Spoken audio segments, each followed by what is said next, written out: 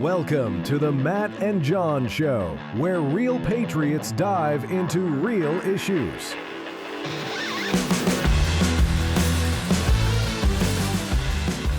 Welcome to the Matt and John Show, where real patriots come to discuss real issues that affect our families, our communities, and this great nation. So I am sitting across the greatest producer in the land, John.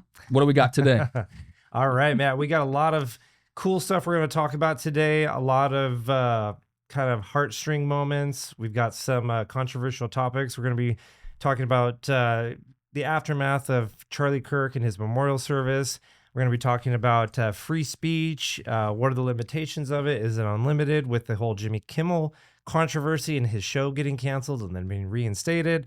We're going to be talking about the other political violence that's been happening with the shootings at the ABC station, as well as the ICE officers. And then we're also going to be talking a little bit about the controversy surrounding the HHS's use of acetaminophen, commonly known as Tylenol, and vaccines, how they're being pulled. They removed thimerosal in some of these vaccines. So we're going to be getting into a lot of different topics today.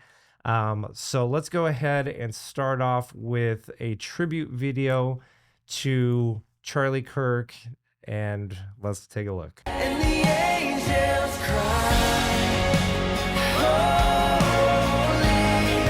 all creation cries, holy, you are lifted high, holy, holy forever.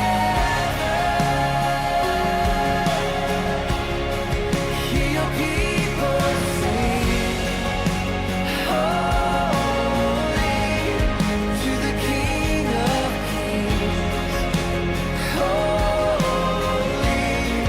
you will always be. Holy,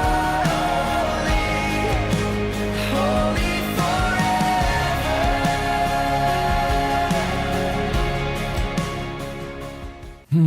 Wow, that's amazing. Yeah. It's Hat Tip Box, right? Yeah, I believe they put that together, or it was the White House that put together that tribute video of Charlie and his memorial service that happened this past Sunday. It was only supposed to be about 2 hours, and it ended up being over 5 hours. 5 hours, amazing. And I watched every minute of it. Yeah, I didn't get to. I started at like 1 o'clock, and I know it started at 11. So, I didn't get to see like Benny Johnson, boy Benny. So I want to go back this weekend and watch the first 2 hours, and I'm probably actually going to watch it again because it was so amazing.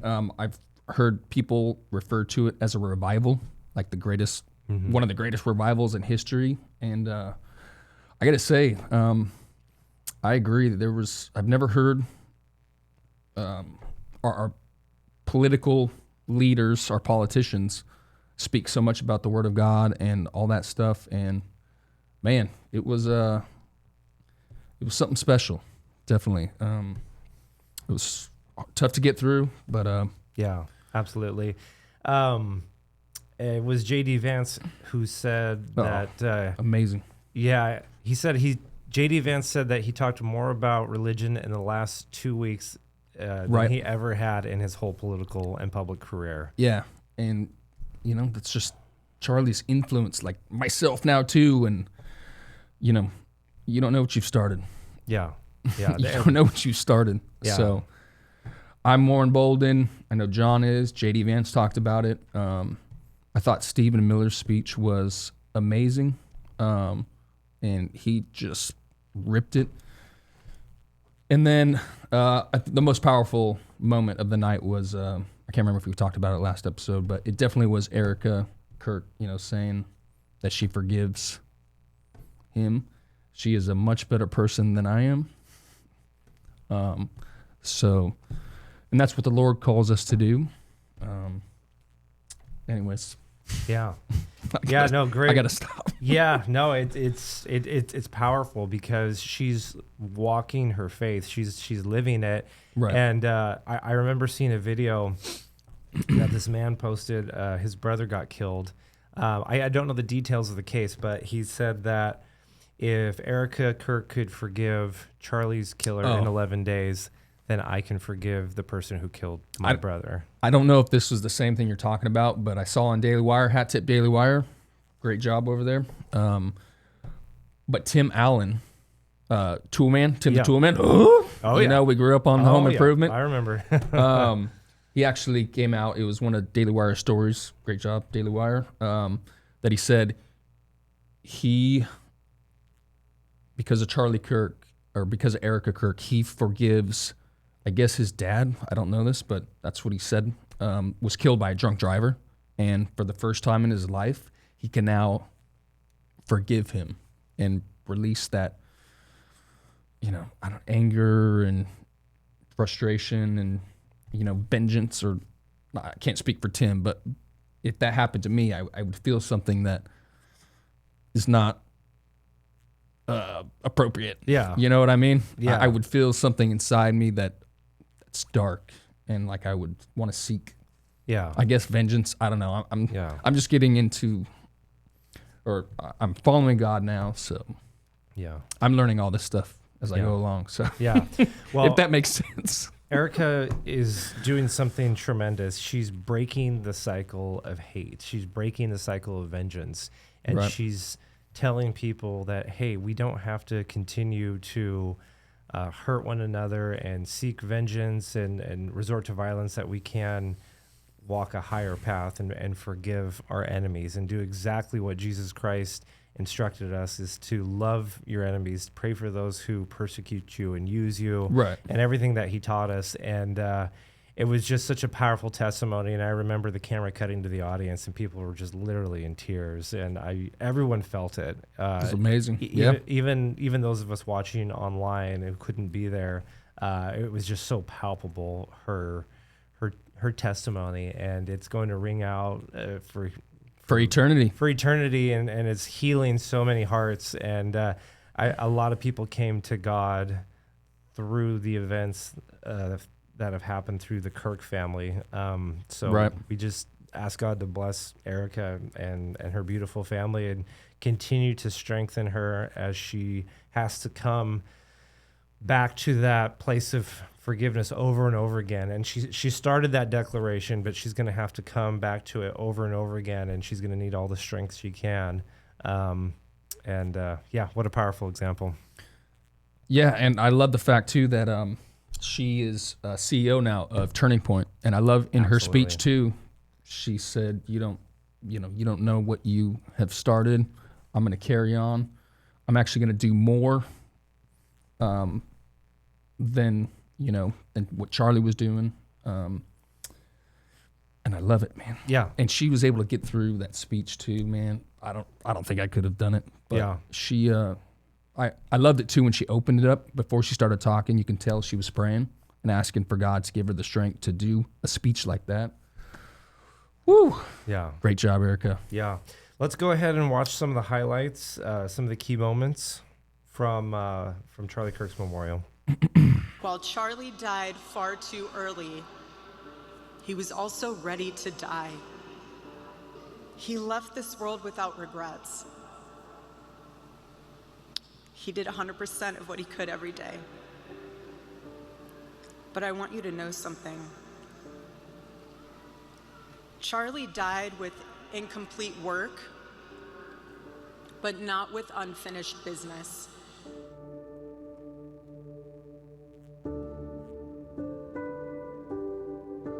Indeed, Charlie was killed for expressing the very ideas that virtually everyone in this arena and most other places throughout our country deeply believed in. But the assassin failed in his quest because Charlie's message has not been silenced. It now is bigger and better and stronger than ever before, and it's not even close. When I see Erica and her strength and her courage, I'm reminded of a famous expression. The storm whispers to the warrior that you cannot withstand my strength. And the warrior whispers back, I am the storm. Erica is the storm. We are the storm. His legacy must be that when they took his life, 1 million more Charlies stepped up to fill the void. My friends, for Charlie, we must remember that he is a hero to the United States of America, and he is a martyr for the Christian faith. May our Heavenly Father give us the courage to live as Charlie lived.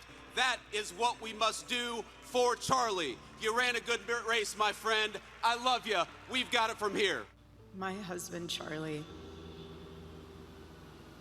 he wanted to save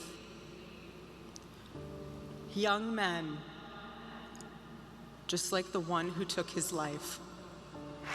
I forgive him because it was what Christ did and is what Charlie would do. The answer to hate is not hate. The answer we know from the gospel is love, and always love. Love for our enemies and love for those who persecute us. The lesson of Charlie's life is that you should never underestimate what one person can do with a good heart, a righteous cause, a cheerful spirit, and the will to fight, fight, fight. Have to fight.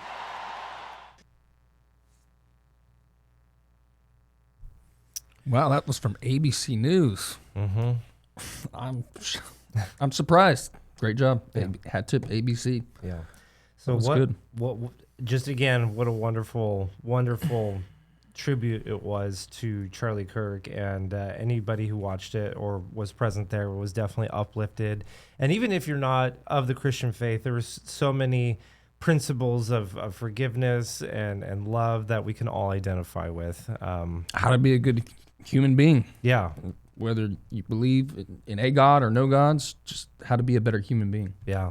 In fact, Charlie Kirk's life is so inspiring, not only bringing people to the table for political discussion, people normally wouldn't come to the table, and not only was he an advocate for the cause of Christ, but he was so influential that the House actually voted on a resolution to honor Charlie Kirk and his accomplishments for a day of remembrance. So I'd like to play another clip of that real quick. The second vote we took here was also the right thing to do. We passed a resolution to honor the life and legacy of Charlie Kirk, my late friend, the friend of so many in this chamber, and we called out political violence in America. In fact, I want to read with you the final line of this resolution because I think it's something that the American people are eager to hear. It says this, quote, "The House of Representatives calls upon all Americans to reject political violence, recommit to respectful debate, uphold American values, and respect one another as fellow Americans." Sadly, a number of Democrats could not bring themselves to vote for that. We have to let everybody make their own judgments about that. I just think that the resolution and the clean short-term CR were the right things to do today. I think it does right by the American people, right by our system, and I think everybody will recognize that. I think, so one thing that we're going to be promoting on social media is a Charlie Kirk Day of Remembrance, October 14th. We're going to do hashtag Charlie Kirk Day. And what we would like to see all of you guys doing is share your favorite clip or post about Charlie Kirk, share your favorite quote, or make a resolution of how you're going to be a better person or a better American because of what Charlie did or said. Okay, so get those posts out there. Make sure to do hashtag Charlie Kirk Day, and let's make it a thing. Let's grow it. Let's make it huge. I love it. Spread his message, and never forget Charlie Kirk. And we're all Charlie Kirk. I agree. And one of the things, you just triggered my mind, but one of the things that Erica Kirk during her speech was talking about was how Charlie every Saturday would leave, my wife and I call them love notes, but a note to her, explaining how the week went, but then he would always close it out as, "Please tell me how I can be a better father or a better husband." I'm going to borrow that. Yeah. I know. I was thinking to myself, I need to go get some little sticky notes, Yeah. so I can start leaving little notes around. My wife and I, we do that, but not like consistent. You know, it would be hit or miss. But because I heard Charlie did that, I'm borrowing that for myself. I love it. See, the Charlie Kirk effect. It just keeps blessing more lives, and that's why we're going to keep this going as long as we can, because such a pure family and soul deserves to be remembered and honored in our nation's history. And I hope we see a Charlie Kirk statue in every campus. That would be awesome. Whatever we can do to honor his name, let's keep that going. Well, I love how too that people are now continuing his tour. So this has just happened recently.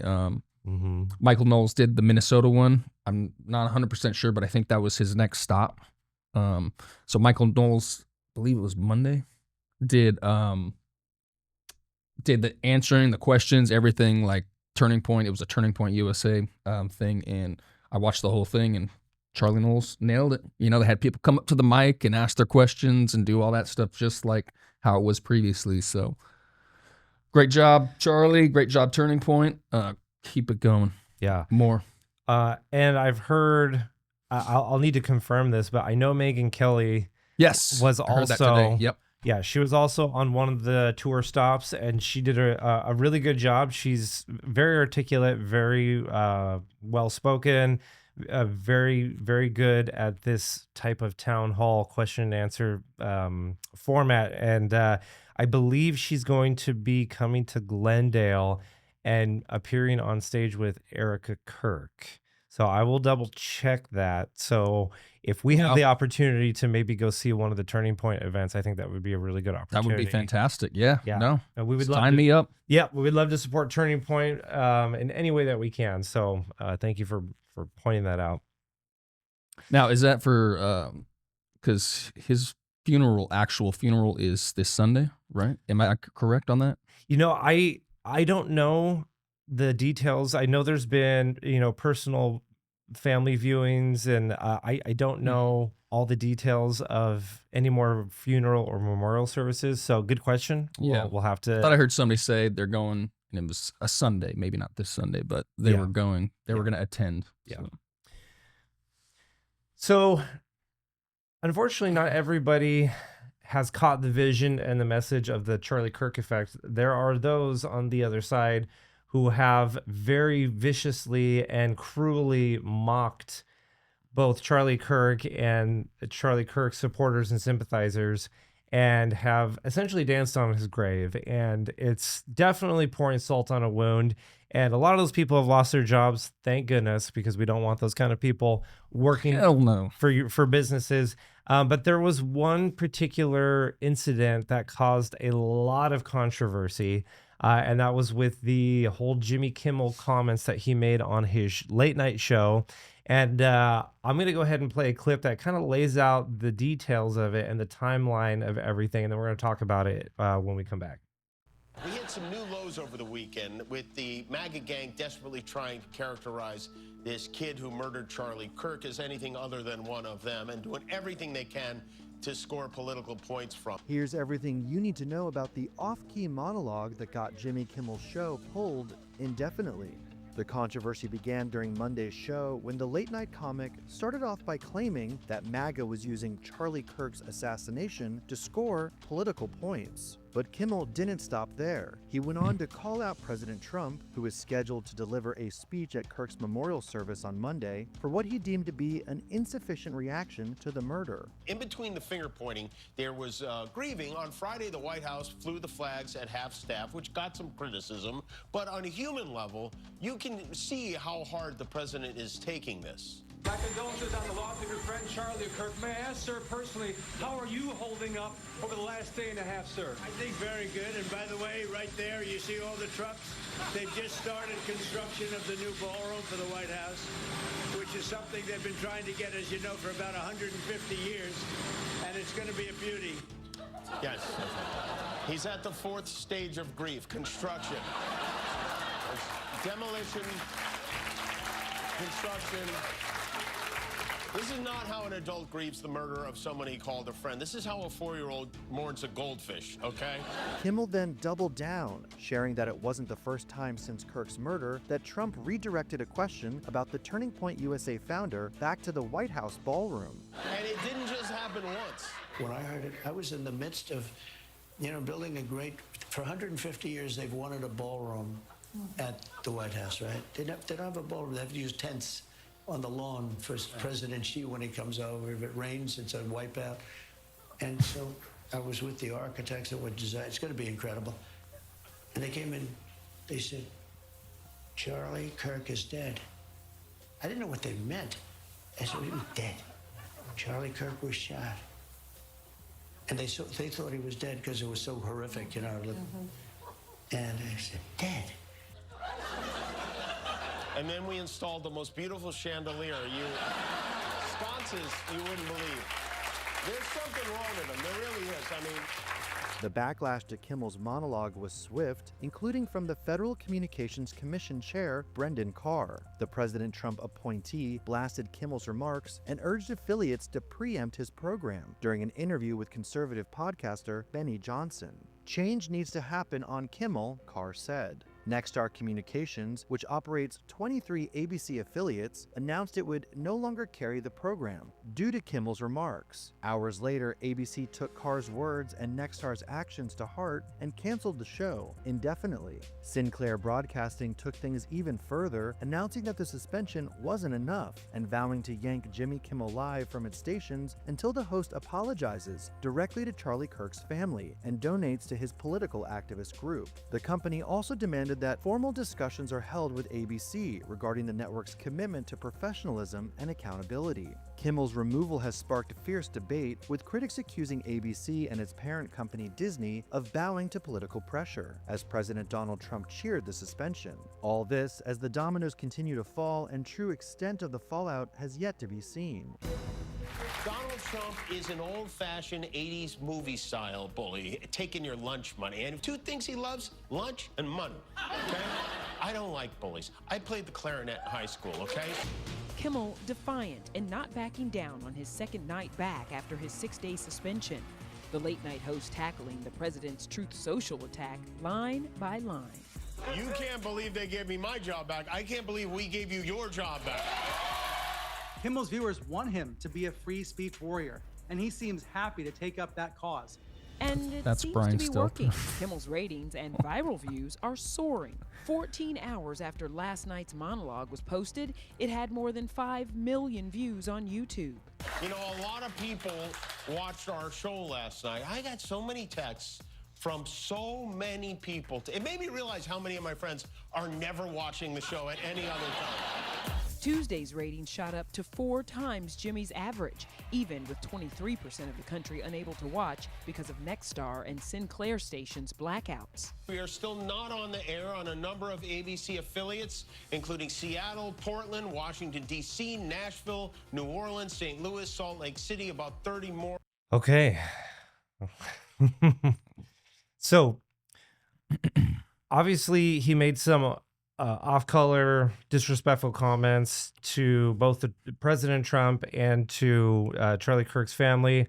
Obviously, if you go to a funeral and you start, insulting the family or the person who was just killed, people are going to look at you and say, dude, what's wrong with you? Yeah, no, the more than that will happen. Yeah, you're going to exactly. get your face beat. But then the critics on the left are saying, well, this is a free speech violation, that people are allowed to say what they want. They're allowed to speak their mind without fear of retaliation.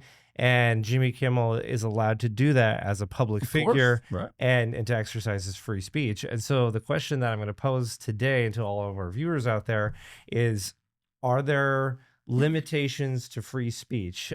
Do we have an unlimited amount of free speech? Is free speech only meant to be in the scope of government, where we can say whatever we want about the government without fear of retaliation? Or does it also apply into non-political matters, such as an assassination? Can we just say, run our mouths whatever we want, or are there consequences to that? Matt, what are your thoughts on that? Yeah, there's social consequences. I know we talked about last week, I was talking about government, free speech regards to the government. And then you talked about like the social aspect of free speech. And yeah, what he said offends me. I don't like the word offended because I don't get offended, but I don't like what he said and how he played it. So I have a right, or I have the right to go ahead and turn him off. I didn't even watch him anyways. I think he's a joke. He's not funny. His ratings are in the tank. The communists are overpaying him to spread their propaganda and lies, just like the clip we just watched. But yeah, I'm not going to give you my money. I'm not going to give you my eyeballs, or I'm not going to let my family watch you or anything like that. So yes, there is social ramifications for what you can say. I do believe you can say anything you want. Absolutely 100%. But there's also social ramifications that happen. That's just a part of life. Yeah. I can't run in, like you said last week, the school and just start yelling and screaming and cussing at the kids and stuff. If that happens, somebody like you or I is going to take you down and arrest, or have the cops come, and you're going away. Yeah. So yeah. I would agree with you on that point. So when it comes to public decorum, public discussion, just people talking in general, again, you can say what you want, but you don't get to choose your consequences. And I think the thing that we really have to keep in mind is the digital age, the internet, is still changing a lot of society, a lot of culture. We get around and talk together in town hall meetings and discuss things. And, growing up, it was all face-to-face interactions, right? Oh, yeah. And so now the conversations have moved to a digital platform. So we've completely transformed the way that we communicate with one another. And I think the laws have to reflect that. And we have to kind of sit down and agree, and okay, what are the rules? Like what is misinformation? What is disinformation? What are grounds for being canceled? Like what is the limitation and all that? And I kind of go back to this idea of, okay, if you were to say this face to face with another human being, would this break a law? So let me give you an example. If I come up to you and say, Matt, I don't like President Trump. I think we need to end his life because I think he's a fascist and a dangerous political figure. Yeah. If I start saying that to you, you're going to be like, whoa, I need to call the cops on you because you're unstable and you're threatening violence, which you can't threaten violence on people. That's assault. Sure. That's illegal. You can't do that. Right. So now apply that same scenario to an online platform. If I were to go and say, oh, we need to kill this political person because I don't agree with them, that is illegal. Look at Keith Olbermann. I don't know. Did you hear the story about Keith Olbermann? No, he said, I think he sent, I cannot remember who he sent it to, but he said, "You're next, mother effer." And then he quickly took it down and said, Tim Cast, he was talking about it. But he quickly took it down because it was literally a threat, like, you're next, just after Charlie Kirk was assassinated. And then he put up another one saying, no, I meant your career is next, right? And Tim Pool was talking about how no conservative has lost their job in the last couple of weeks. So what is it you're talking about exactly? You're next after the Charlie Kirk assassination. That literally is a straight up death threat. Yeah. And I think there's a nuance that we really need to dive deep into. And the nuance is there's a big difference between, I think we should kill, end the life of, murder this person based on their ideology and beliefs, versus I don't agree with Trump. He needs to get out of office because I think he's a fascist. That's vastly different. Of course. Because you're stating a disagreement of ideology, and that's okay. Or you can even criticize them, and that's what we're supposed to do. That, in my mind, that's what embodies free speech. Is we get to criticize and critique and ask questions of our government and our political leaders without fear of being jailed, threatened, murdered, disappeared, property taken away or destroyed. And that's, to me, what free speech is supposed to protect, versus what we're seeing in other countries like the UK, where if they say something online, It's wild. if they say something online that the government feels is threatening toward them, they can get arrested for that. You can go to jail or go to prison. I don't remember the name, but I was listening to something, and yeah, there's in one of the UK countries, somebody actually, they posted a joke or something on like Twitter or whatever their version of social media is, and the police came, took him away, and he's sitting in jail for posting a joke. Yeah. A freaking joke. Probably reposted it. Yeah, it could have even been that. Yeah. Yeah. So, so it brings up a lot of questions. Obviously, the tech giants like Meta, who owns Facebook and Instagram, Mark Zuckerberg has admitted that they got pressure from the previous administration, the Biden administration, to deplatform, demonetize, and shadow ban and cancel different platforms and accounts that people were using to speak out against the government and COVID. And that's the thing that Megyn Kelly really, on her show, she gets fired up. I'll play the clip for you. Okay. But she talks about Megyn Kelly did such a great job of showing us how, as conservatives, we had to experience for years being silenced for speaking out against the Biden administration. Yeah, for sure. There was some serious consequences, and yet Jimmy Kimmel, he gets off air for 6 days. He gets a slap on the wrist, and then when Disney and their affiliates' bottom line starts to go down, they start losing money. They're like, oh, now we got to do something about Jimmy Kimmel and make him apologize. And okay, now he's apologized. We're going to get him back on air. You know, when so many people out there lost their livelihoods, they lost their jobs, they lost their reputations. Some people had to completely start over. Some people were truly scared for their safety. Right. And us as conservatives, we experience that all the time. I mean, even doing this podcast. Decades. Yeah, even me and you doing this podcast, we kind of had some conversations of like, you know, should we put ourselves out there? Is this going to put our family at risk? Like, what are some things that we need to be aware of and be careful of as we are speaking our mind? And we shouldn't have to live like that. We should be able, under the United 100%, States yeah. Constitution, we should have the right to speak our minds without fear of violence. And I think that's where the line is when these radicals on the far left are screaming death to people who agree differently than them. Those are the people that are the fascists. Those are the dangerous ones that I personally don't want to live around. I don't want them around me. Yeah, no, not at all. I don't want you around my kids. Don't want you around my kids. You're the ones that are poisoning the well and making it so much harder for all of us. And you're the ones that raising the temperature, and you're the ones that essentially have led to the death and attempted murder of so many of people on the left, on the right. Unfortunately, John, you and I would love to go ahead and be able to do this and talk and speak our minds and opinions, but there's communists out there, and that's the communist playbook is violence and threats and murder.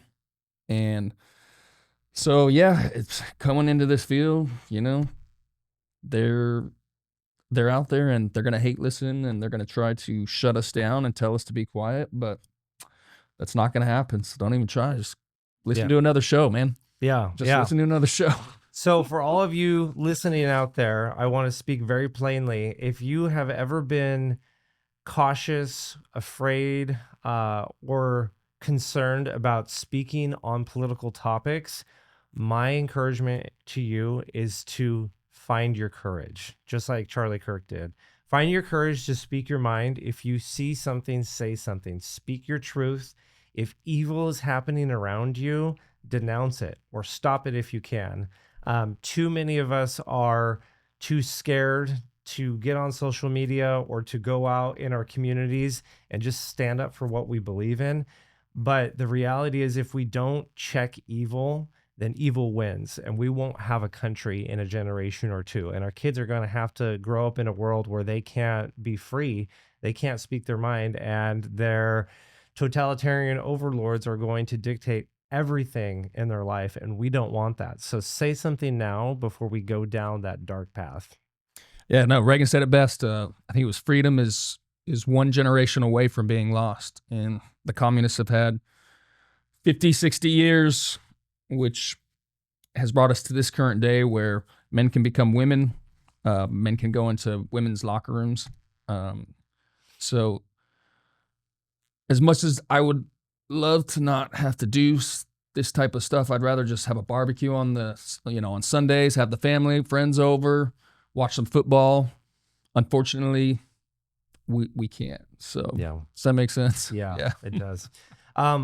So we're going to move on to our next topic. It's also along the same vein of political violence. We've unfortunately had an uptick in shootings that seem to be politically motivated. We've had ICE agents that were fired on. We had the Sacramento ABC news station gunshots fired. So I'm going to play a clip really quick that kind of lays out the timeline and the details of that story. And now to Dallas, Texas, where a deadly shooting at an Immigration and Customs Enforcement field office has sparked renewed debate over political violence and law enforcement safety. President Donald Trump condemned the attack, framing it as part of a broader pattern of left-wing extremism. Speaking on Truth Social, President Trump said the shooter, who killed at least one detainee and injured two others, had written anti-ICE on his shell casings. Calling the incident despicable, he placed blame on what he described as the radical left, arguing that Democrats' rhetoric against law enforcement and ICE officers fuels violence even though the victims were detainees themselves. ICE officers are just trying to do their jobs and remove the worst of the worst criminals out of our country. But they are facing an unprecedented increase in threats, violence, and attacks by deranged radical leftists. Invoking the recent assassination of conservative activist Charlie Kirk, President Trump warned that radical left terrorists pose a grave threat to law enforcement and promised action, announcing that he would sign an executive order to dismantle these domestic terrorism networks this week. I am calling on all Democrats to stop this rhetoric against ICE and America's law enforcement. Right now, the Trump administration is fully committed to backing law enforcement, strong borders, securing our homeland, deporting violent illegal criminals, and fully rooting out the left-wing domestic terrorism that is terrorizing our country. Vice President J.D. Vance also weighed in, drawing a parallel between the Dallas attack and Kirk's killing. Speaking in Concord, North Carolina, Vance described both incidents as quote-unquote disgusting examples of politically motivated violence.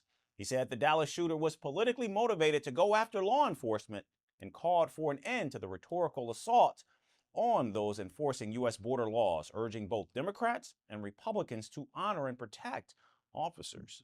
They were politically motivated to go after law enforcement. They were politically motivated to go after people who are enforcing our border.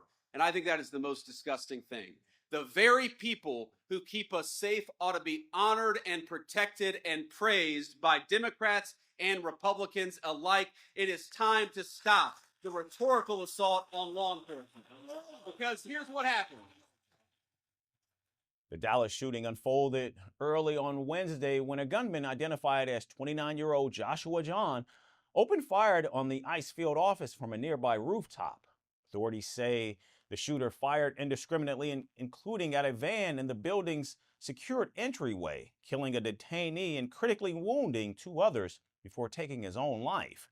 The FBI and Department of Homeland Security officials described the attacks as targeted, with preliminary evidence suggesting an ideological motive. You can confirm at this time that the FBI is investigating this incident as an act of targeted violence. It is unfortunately just the most recent example we've seen of targeted violence, to include here in North Texas, where back on July 4th, FBI Director Kash Patel shared an image of the suspect's unused ammunition, noting that one shell casing had anti-ICE inscribed on it. Homeland Security Secretary Kristi Noem said the shooter appeared to be targeting ICE officers specifically. Meanwhile, the suspect's older brother told reporters that he was unaware of any political motive on his brother's part. The attack in Dallas is the third shooting at a Department of Homeland Security facility in Texas just this year. President Trump and his administration have used the Dallas shooting, along with Kirk's killing, to highlight what they describe as escalating threats from left-wing political extremism with no concrete evidence, however, to bolster such claims. Still, as investigations continue, the Dallas community and law enforcement officials are left grappling with the human cost of politically motivated attacks, while the national debate intensifies over the language and actions that may fuel such violence. Another attack, huh? In Texas against ICE agents. Yeah, I think that's the third attack, political terrorism attack in the last 3 weeks, I think. 2 or 3 weeks. Excuse me. Yeah. It's professional. So, yeah, this is pretty sad to see our federal agents having to work under conditions where the threat of their life ending is a real threat for them every single day they go into work. I mean, can you imagine going to work every day and thinking to yourself, am I going to make it home today? Because I don't know if there's going to be a radical left lunatic that's going to put a bullet in my brain, right? Because they disagree with me. You know? Yeah. Is this the last time I'm going to say bye to my spouse and my kids or my girlfriend or your dog or whatever? And then you don't know if you're going to make it home. I did private security for 13 years. I did it in some of the rougher parts of town. And yeah, dude, it's very real. I mean, obviously, I have nobody trying to politically assassinate me, but yeah, what our agents are having to deal with now is just that's domestic terrorism, man. It's crazy. And I would make the comparison to let's say military. Let's say your Air Force, your Navy, your Army, and you go out to settle a military conflict or war somewhere around the world, right? You see those men and women come back in their Army uniforms, and you love them, right? You're like, okay, you know, America first, and you feel the patriotism. And yet we're tasking our local law enforcement and ICE and FBI agents to secure the border and go after the bad guys. And yet they are looked at as the bad guys. I'm like, wait a second. The Gestapo, dude. Yeah. I didn't pull the clip, but our next show, I'll pull the clip. It's showing all the Democrats, all the talking heads. Every single one of them refers to the Gestapo. The Gestapo's coming. And Gestapo is from, obviously, Nazi Germany during World War II. The Gestapo was the secret police. The secret police. They would come, take you, disappear you, torture you, take your whole family. But I heard the clip, the audio version, and every single one is saying, "Oh, the Gestapo, the Gestapo." So you get some weird lunatic like that dude. Here's Gestapo, and so automatically in his mind, wow, I can go save the Republic against the Gestapo. The Nazis are coming. So, and the Democrats are doing it on purpose. Yeah. So the communists. I'm sorry, the communists. So that actually begs an interesting question that I'm going to pose to you and our audience. So earlier in the show, I mentioned that if we are speaking language that incites killing and violence and murder, that's assault, and that should, if I were caught doing that I could be arrested and charged for that, and that should also trickle into the online space. So now let me take it one step further. If I'm using language that maybe I'm not saying murder, but I'm using language to get others to commit murder by calling Trump, right, or anyone who aligns with his ideology as fascist, as Gestapo, and then create a climate where I'm basically saying you should commit violence, wink, wink. I'm not telling you to, but I'm telling you to. Of course not. No, never. We would never do that. Yes. So then how do we untangle that free speech knot of where does the constructive criticism of our politicians end and the destructive criticism of our politicians begin to the point where it leads to violence? Yeah, no, that's it's not easy. It's not an easy question. If you notice, all the communists that are saying that stuff, we see them, they're on TV. None of them are going to go out and commit any of those acts that they're wink, wink, nod, nod. You need to go to action. I was listening to a Democrat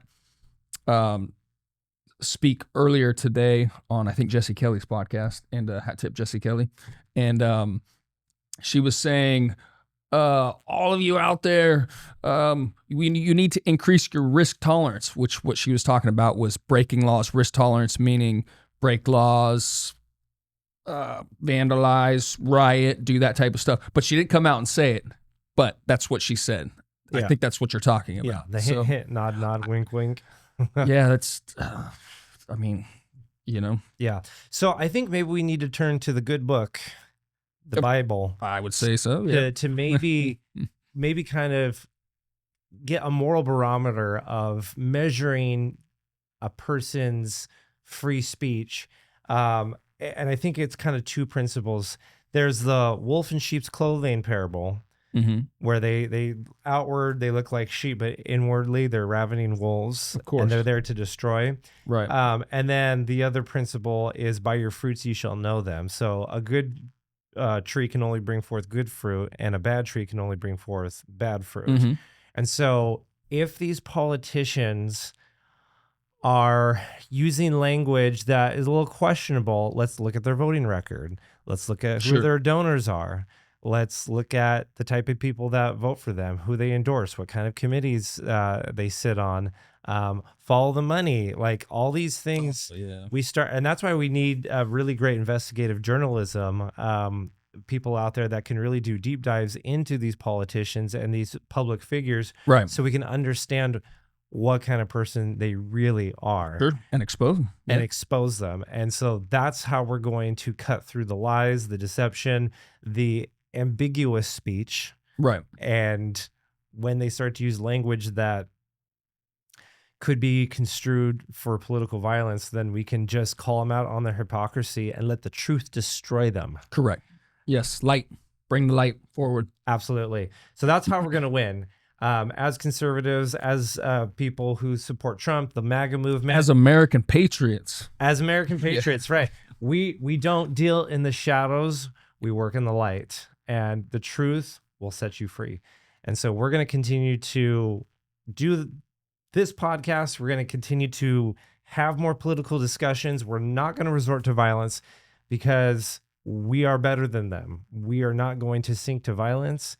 And we're going to let the truth win every single time. All right, Matt, we have time for 2 more clips. I want to share with you guys, this is a different topic. We're just briefly talking about some pretty groundbreaking medical news that have come out from our Bobby Kennedy Jr., our Chief of Health and Human Services. So he's over all the big departments, NIH and CDC and anything that deals with. Absolutely love him. Keep it up. Yeah, he's doing a great job. And by the way, it was Charlie Kirk that helped build the coalition between Bobby Kennedy and President Trump, who were running against each other as presidential candidates. And as the numbers started to dwindle for Bobby Kennedy, Charlie Kirk was instrumental in bringing the Maha movement into the MAGA movement and creating one of the most incredible coalitions of all time. Yeah, so beautiful. Yes, absolutely. So we support Bobby Kennedy because he's got on his knees and he prayed every day for 20, 30 years that he can be used as an instrument in God's hands to bring health and quality of life to every American and child in this country. Yes, make America healthy again. I love it. So a little preface for you of how much I love Bobby Kennedy, but recently he's given some new data talking about vaccines and certain chemicals and medicines that are currently available to us that might have some adverse health effects. So I'm going to play some clips for you guys, and you guys can, we'll talk about it in just a sec. First, effective immediately, the FDA will be notifying physicians that the use of well, let's see how we say that. Acetaminophen. Is that okay? Which is basically commonly known as Tylenol during pregnancy, can be associated with a very increased risk of autism. So taking Tylenol is not good.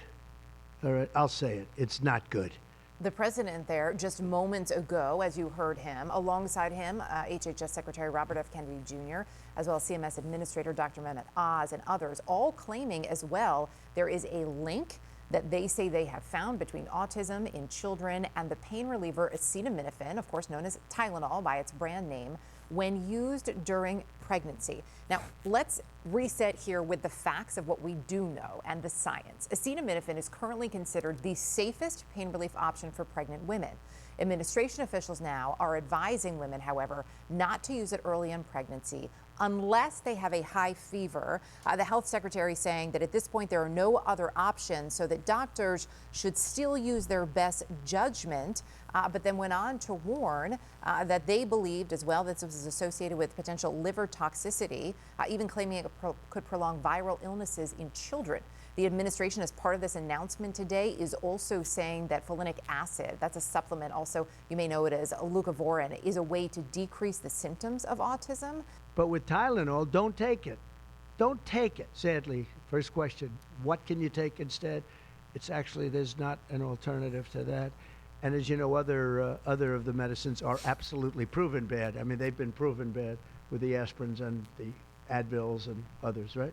This announcement already sparking a lot of pushback from medical experts. The chief of clinical practice for ACOG, that's the American College of Obstetricians and Gynecologists, telling CNN in a statement, quote, "There is no clear evidence that proves a direct relationship between the prudent use of acetaminophen during pregnancy and fetal developmental issues."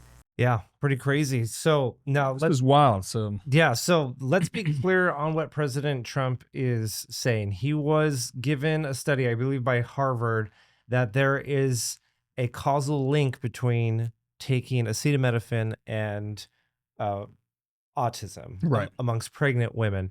And so you have to be the one to decide what to do with your body. I mean, your body, your choice, right? Sure. We talk about that all the time. 100%. And everybody's got to make that personal decision. I made that personal decision when the COVID vaccine was being rammed down our throats. Right. And I talked about that in a previous podcast where there was some studies out there that were showing that the vaccine could cause premature abortions because the fetus could detach from the uterine wall. And so we opted out of that, and we're very glad we did. Yeah. And all President Trump is saying, like, hey, there's a study out there that there's potential risks if you take that drug. Right. He's not telling, he's recommending not to take it, but obviously you can put whatever you want in your body. 100%. Yeah. Yeah. And so, unfortunately, you and I were just talking about this before the show. There is a trend, unfortunately, going on TikTok and other places of the internet where women are defiantly taking like handfuls of Tylenol in protest to what Trump is saying. And dude, they're whack. They're literally the one girl I heard, she ended up taking like 10 aspirin or something and ended up dying. She was, what'd you say, 25 weeks pregnant? Yeah. So this is dead. She's in liver failure right now. The husband called to emergency services and they got her to the hospital. And yeah, she overdosed on acetaminophen. And then just because she wanted to prove a point, and she was 25 weeks pregnant, her liver's shutting down, and it doesn't look like she's going to make it, and probably not the baby either. Oh, my Lord. So as Graham Allen was saying on his Dear America show, that these people are deranged. They need to be put in institutions. And I mean, there are so many other ways you can protest something without putting your life or the life of your unborn child at risk. That's wild, man. You know, should you even be having children, you know, if that's your mental state? If you're a libtard, yeah. If you're a libtard, no. If you're a libtard, don't have any babies. Save the planet, okay? There's too many people on planet Earth, okay? If you're a communist or a libtard, no. There's too many people, okay? That's right. Let all the conservatives outbreed you. That's right. We'll win because you're cutting off your genitals and you're taking acetaminophen. You're just offing yourself off, you know? Dude, I have to see the videos because I heard the audio, but apparently like Lives a TikTok or somebody put together a video where apparently just all of these chicks, pregnant chicks, are like slamming like they're hot tamales, aspirin, and they're videotaping themselves, so they're sitting in their house or their car or whatever, wherever they're doing it. Nobody's gonna see. I mean, what you think that this is what's so funny about the cell phone. You think that you put it out there that you're gonna change the world. You know, everything's gonna get out. You're not.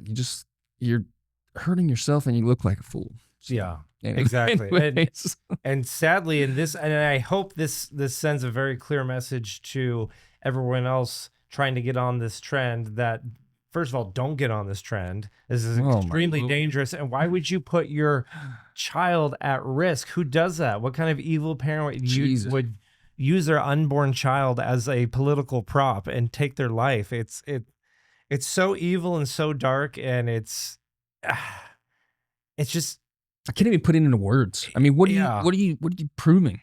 Yeah, I can keep popping my pills. Yeah, like they're M&Ms.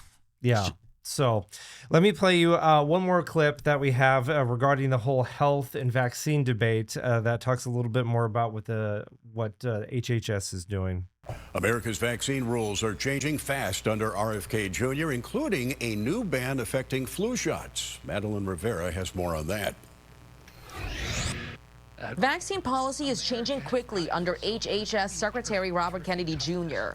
In recent months, he's ousted members of the Vaccine Advisory Committee and banned outside experts from working with the CDC on vaccine recommendations. Now, the secretary has signed off on a ban on thimerosal, a mercury-based preservative often used in American-made vaccines, claiming it's been linked to miscarriages and autism in kids. Regulators should never have allowed mercury in any vaccine, especially those given to children. They had the science, but they chose to ignore it. The new ban is part of an ongoing attempt to reshape how vaccines are approved and administered and who can get them, with RFK Jr. hinting more than once that he's considering putting restrictions on future vaccine recommendations, including for flu and COVID. The days of ignoring the science are over. The days of putting profits ahead of people are over. We are remaking FDA and CDC under President Trump's leadership. But there's been a big pushback. Most scientists say there's no link whatsoever between thimerosal and autism, and Democrats on Capitol Hill are now calling for an investigation into Kennedy's vaccine policy. There have been persistent falsehoods about vaccines continuing to harm our communities, and this misinformation is compromising research into the very harms that we need to prevent. What Bobby Kennedy has done is he's pulled thimerosal, which is a mercury-based ingredient that they were putting into essentially all these vaccines, which is a poison. It's a carcinogen, a mutagen. It breaks down cells. It causes mutation. It causes autism. It causes deformation. You can lose the baby if you're pregnant. And so he's saying, why are we putting this in vaccines? Like, all the science that we have seen so far shows this to be a harmful substance. Why are we giving this to anybody, particularly women and children? So I can get on board with that. Now, I'm not a health professional.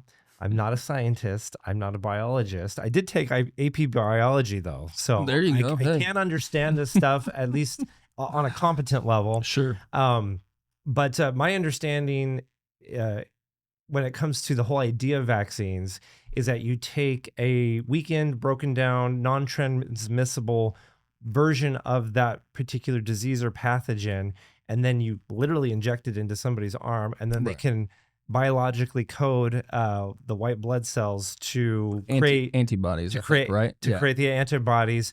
So that way, the next time this disease comes and rears its ugly head, you have immunity already, because your body will fight it. Yeah, it knows how to fight it. Your body knows how to fight it because it's taking the time to understand it and biologically code the white blood cells to fight it with the antibodies. So, okay, great. That sounds all great, well and good. Sure. So no qualms there. I'm not anti-vax. I'm just trying to okay, this sounds like a great idea. So, but now we're introducing all these chemicals and poisons, and we're not following the science.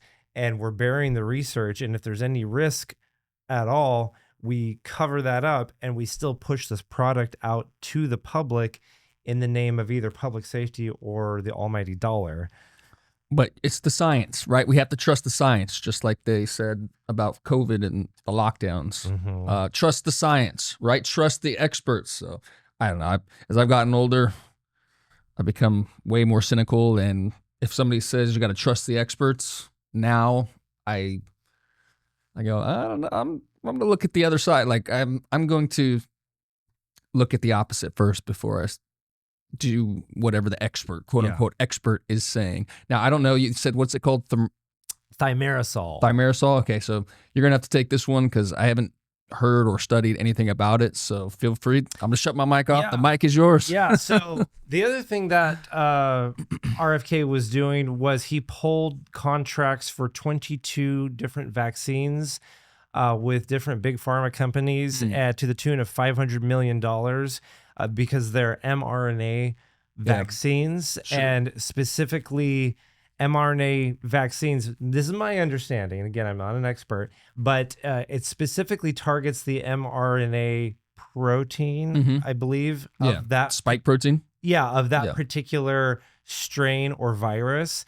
And what he was saying is that a lot of times they make these so-called vaccines that actually end up doing more damage than good, and in a lot of cases, these mRNA vaccines actually cause the particular strain to mutate, and so now you're getting all these vaccine injuries, and now this virus has mutated, and we absolutely saw that with COVID-19. We had the Omicron variant that was a totally different strain, and so these preliminary rounds of vaccines were ineffective. So you were basically getting the clot shot.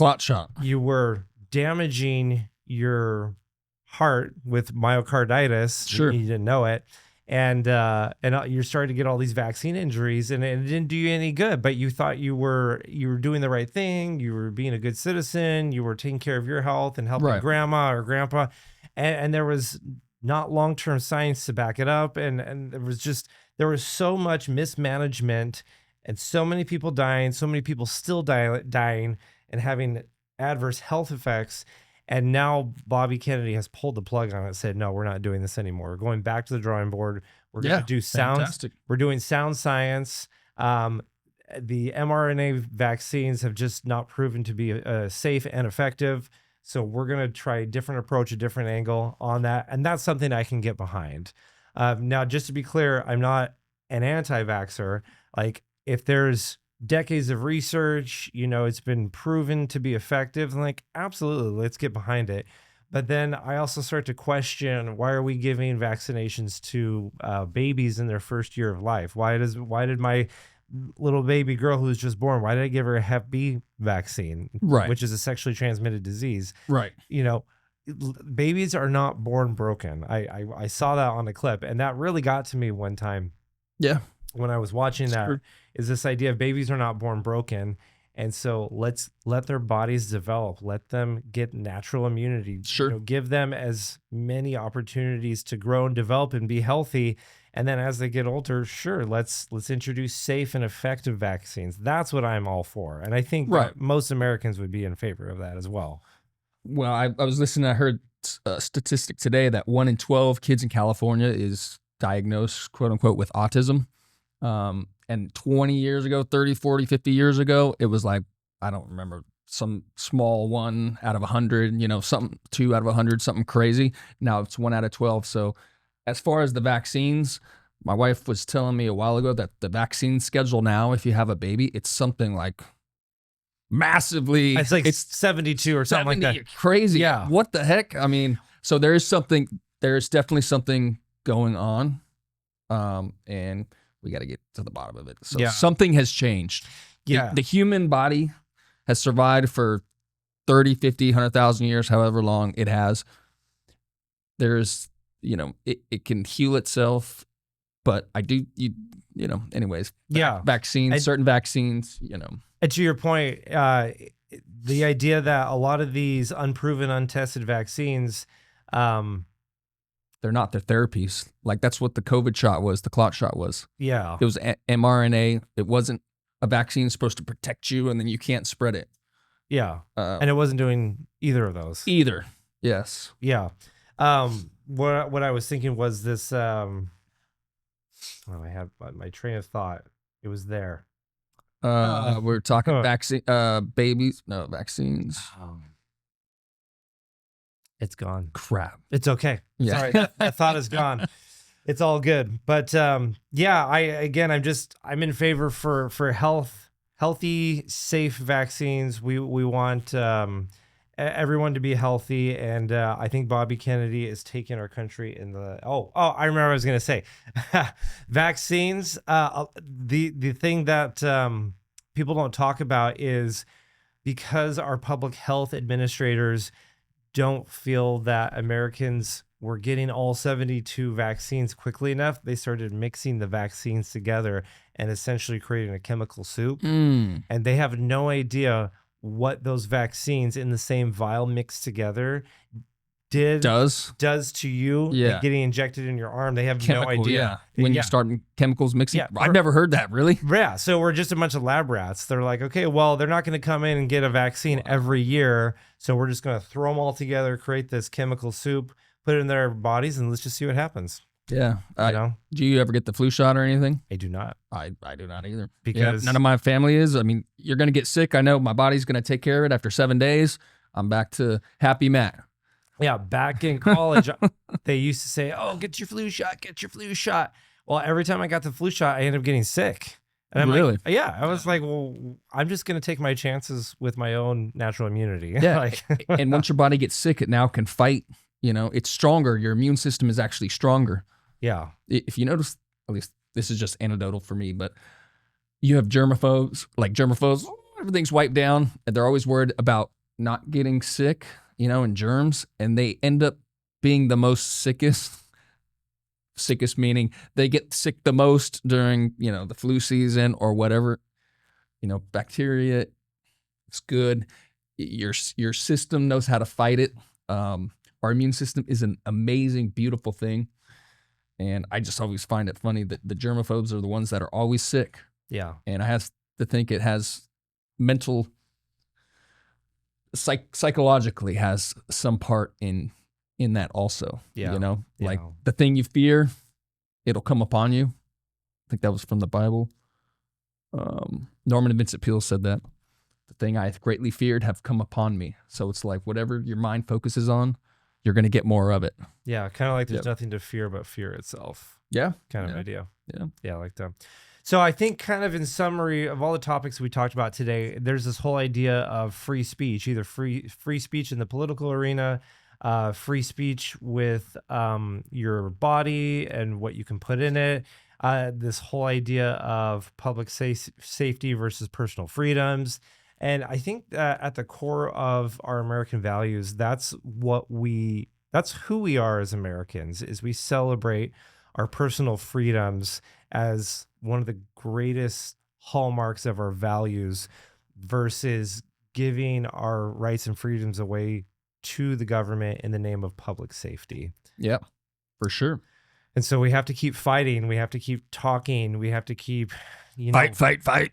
Exactly. We have to keep wrestling with this constant tension between public safety and private freedoms. And we have to continually fight for those personal freedoms because I think the founding fathers, if they were to jump into time machine and kind of see how their American experiment turned out, they would look at our republic today and be like, whoa, you guys have really gone socialistic. I think we're very, very all about states' rights, individual rights, rights to bear arms, free speech. Like it was like, just leave me alone. Let me sit on my property. That's right. Let me till and farm my land. Like I don't have to talk to you. You know what I mean? Right. Oh yeah. Like, No. Yeah. And it was that's very hands off. You let me do my thing, and we're all good. Yeah, and that spirit has carried to today, thank goodness. Yes.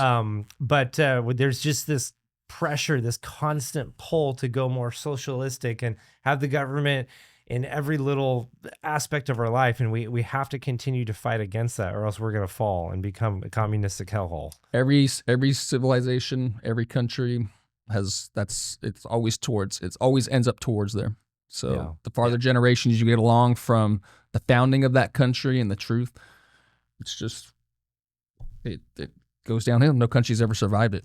Yeah. But if there is one country that can, I believe in America. I know that seems like for 4 years we were heading down, and we were, but I feel a revival, just like Charlie Kirk's memorial.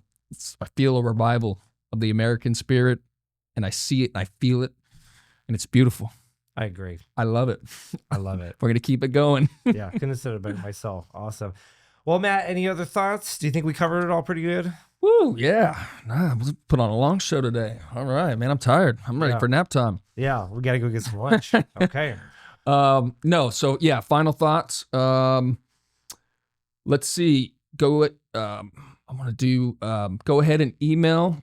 You can email our show at the Matt and John Show. Yeah, mattjohnshow@gmail.com. Okay. And then we want to hear your wins, your victories. If you got that raise, anything good or a blessing that's happened to your life, send it. We're going to read it all. Put your name and what part of the world you're in at the top. Keep it nice, short, and succinct, and we're going to read them all. So, and then at the bottom, the very bottom, if you want us to actually read your name, then just put, you can read my name online. So if you don't put that, we care about your privacy. We might read your email, but we'll keep all that other stuff out. So definitely email us your wins, baby. You got married, you got engaged, you got that new raise. Just any successes that you have. We love it. We want to hear it, and we want to hear your blessings. So there we go. Yeah, I love that. And that'll definitely put a positive spin on this world. We want to spread positivity. So I think that's absolutely really, really great. Make sure you follow us on all of our major social media channels. We're on Rumble, we're on YouTube, we're on Spotify, we're on Facebook, we're on Instagram, X. We're even on Threads, if you can believe that. You're like, what's that? Which one is Threads? Yeah. I'm still learning. Yeah, exactly. So follow us on all of our social media channels. Get into the conversation. If you've never been political before, you've never really kind of talked about politics or gone on social media, now's the time to do it. We have to keep talking, keep having free speech, or else we're going to lose it. So we want to thank you guys all for tuning in to the Matt and John Show.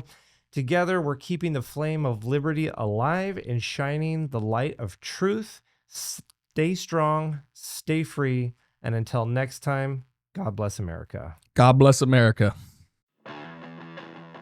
Thanks for listening to the Matt and John Show. Be sure to follow us on social media. And until next time, God bless you and God bless America.